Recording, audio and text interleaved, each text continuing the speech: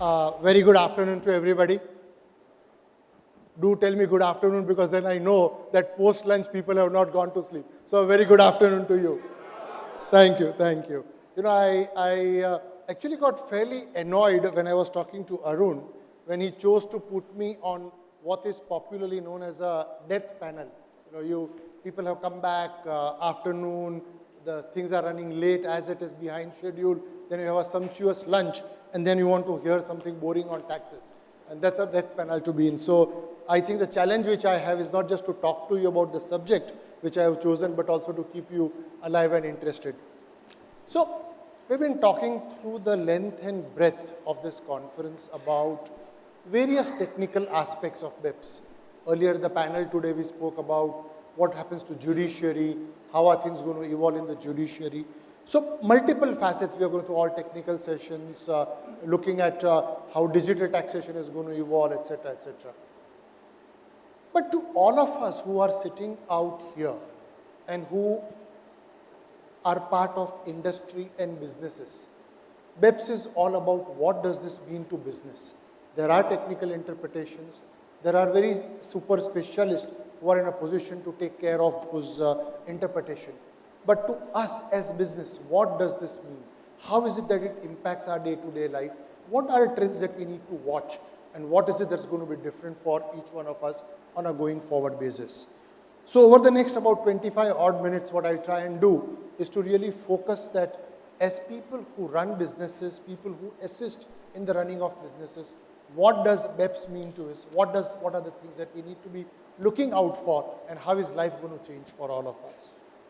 So let me first begin with the topic which we discussed actually at the panel on convergence. There was this great expectation when BEPS came about that there is going to be convergence of law, there's going to be convergence of implementation of law, and there's going to be a convergence of interpretation of law. And the question is, are we likely to see this? Are we not likely to see this? And this is a very, very critical question for all of us. And unfortunately, the way things are emerging today, at least I fear that in the short term, convergence is very, very far away. And there are enough and more examples to see out here. So for example, take digital economy, which is one of those critical aspects, where India, for example, went ahead and introduced equalization levy, or India has now come up with significant economic presence.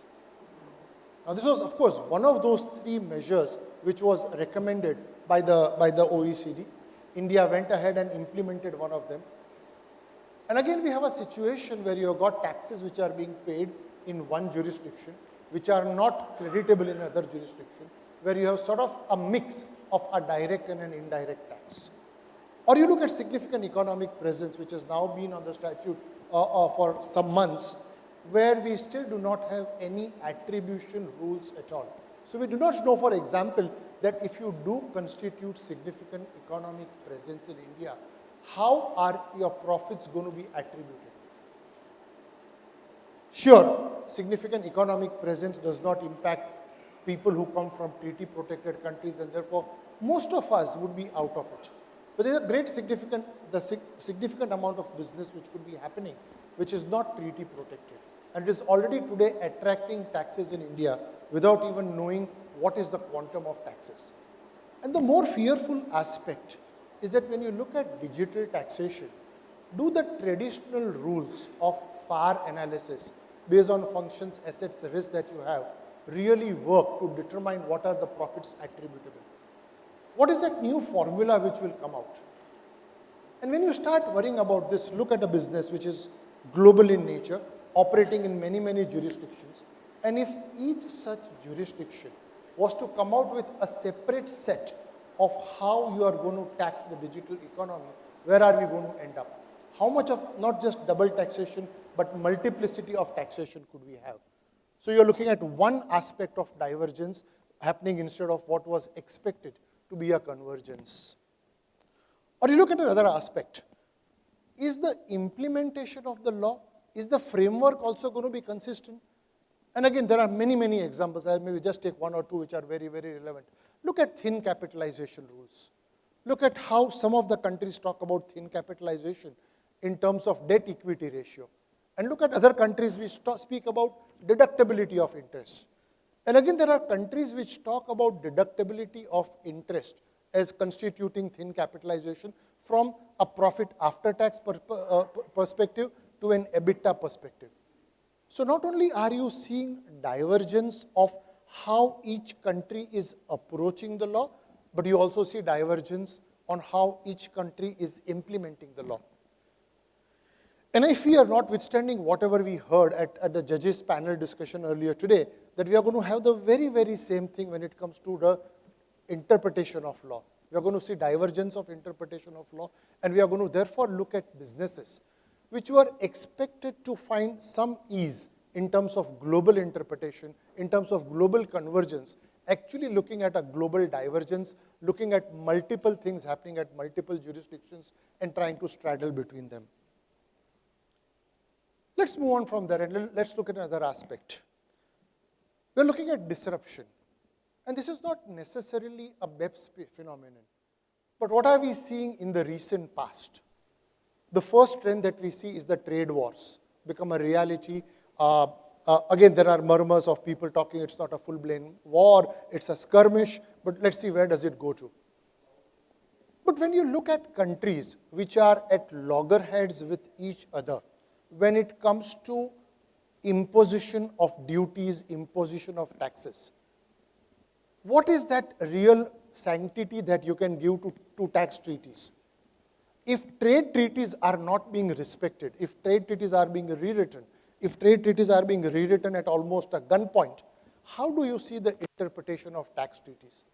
And are we really going to see more and more of these wars? We'll talk a little bit about, for example, how MAP is becoming a very, very important convergence point. So, for example, you have place of effective management for non-individuals. And if you happen to be a tax resident of two countries, it's now not the place of effective management which will determine your residence, but it's going to be what is left to the two competent authorities. And if the competent authorities are at loggerheads in terms of what is happening in terms of trade war, how do you expect that convergence to happen in the context of interpretation of tax treaties? USA has not been a part of the MLI network, but leaving that aside, we have started to see competition in terms of rates of taxes. USA took the lead, brought down the rate of taxes, and we are now looking at other countries following suit. Australia has gone that path, others are really going down that path. So on the one hand, you started looking at OECD framework, talking about harmful tax competition. And on the other hand, and that was supposed to be in the context of tax havens and whatever else, and we haven't found a convergence there at all. We still have multiple tax havens proliferating, countries having different approaches on how they are going to deal with tax havens, etc. We have seen, for example, countries like those in the Middle East, Dubai, etc., being blacklisted by EU for non-compliance with BEPS and then giving assurances without having taxes that they will be BEPS compliant. But whatever else you do, no way can BEPS or OECD dictate on what a country should do with regard to its rate of taxes. You can talk about how harmful tax competition has to be avoided, but can the concept of harmful tax competition extend to rates of taxes? The answer is no. And if countries like USA and other developed countries going to compete with each other on taxes and the rates of taxes, where do we see harmful tax competition going? And what does it mean to a country like India, for example, which for its own fiscal reasons may have significant limitations on how much competitive it can be in terms of taxes. We have seen, for example, how we wanted to go down from 30% to 25% plus surcharges, and we have been able to do that for what we call as 95% of the taxpayers. But clearly we haven't been able to go down that path. But if the world is going down that path, what does it mean in terms of tax competition? So again, an initiative which really sought to address harmful tax competition has not even been able to scratch a surface around many of those aspects which had to be undertaken. We looked at digital economy, and of course digital economy is one part. But really, there are so many traditional concepts which are now being given a go by. Very, very different. So, for example, we are speaking about residence. We are talking about place of effective management. And those concepts continue even now, post-BEPS. And the question is, do these concepts really have any relevance in modern day world at all? You're looking at a digital economy. You're talking about ability on the part of board to meet electronically. You're looking at a situation where physical presence was inconsequential. You have a treaty framework which continues even today, where you speak about a place of effective management, whereas you don't need to have a place to have effective management at all. Are we addressing some of those issues? Is BEPS really coming back to say, this is what we need to do, this is how we can tackle this problem, particularly in a situation where you evolved a treaty framework, where you said that a company operating in a particular country, if it goes down to another country, really needs to have a physical presence, and if that physical presence happens to be permanent, there is a permanent establishment, if you appoint an agent, none of those concepts are relevant today. So we have continuing treaty framework where what was supposed to be relevant to the physical world has to be now moved to the virtual world, and we are finding no answers to that virtual world at all. We're then looking at a situation of new technology, and now I mean the way in which people raise resources. You had traditional methodology, for example, where you did IPOs, you raise resources. And to do an IPO, you needed to have a particular place, you needed to list somewhere. And the world is moving on. It hasn't come to India as yet in so much of proliferation. But if you go down to Singapore, you go down to the Silicon Valley, you will find increasingly monies being raised on what we call as ICO. And while it was originally spoken about only on cryptocurrency, it is now businesses which are really using the platform of blockchain to try and raise resources, to try and validate contracts, to try and really manage organizations. And where you have a virtual platform where you are raising monies, you are validating contracts, you are doing whatever else, where is the place of effective management? How do you really determine residence?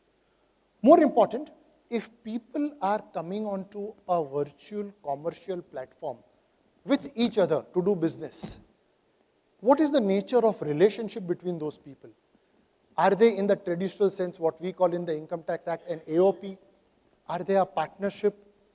How do you really look at that combination? How do you look at the management that they do, really? Where does permanent establishment come up, and how does the treaty network have any relevance to that at all? Again, becomes a very, very interesting thing.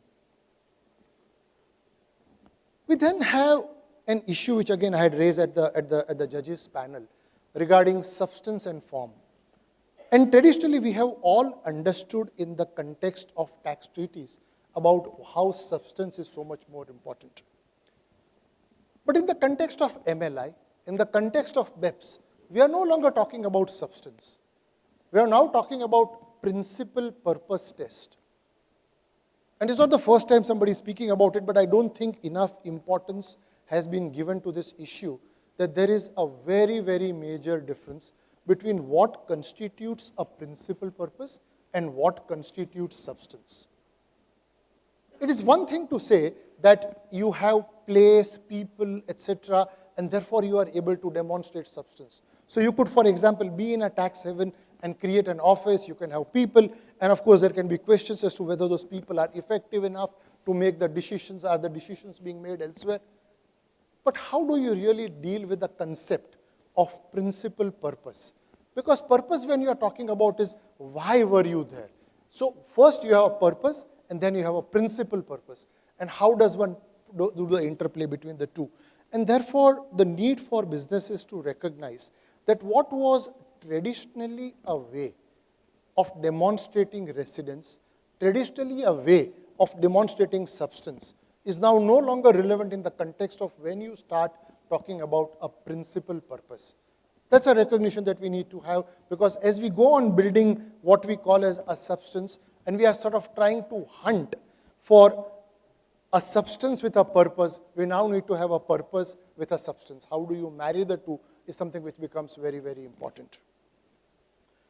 Let me come to one other aspect, and a very, very interesting aspect, and which is with regard to privacy laws. Supreme Court upheld the right to privacy. We keep on talking about privacy in a multiple context. But really, where is privacy today? Many of you who might be dealing with, for example, the Panama Papers, the HSBC matters, today know that exchange of information is available for the asking.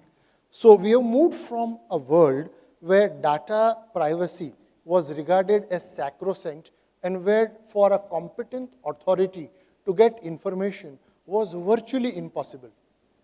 About 3 weeks back, the Supreme Court of Switzerland came back to say, a very interesting judgment, very far-reaching judgment, to say that if a government, and in this case, of course, it was Government of India, asks for data, whether the basis of asking that data is stolen data or not, we are not concerned.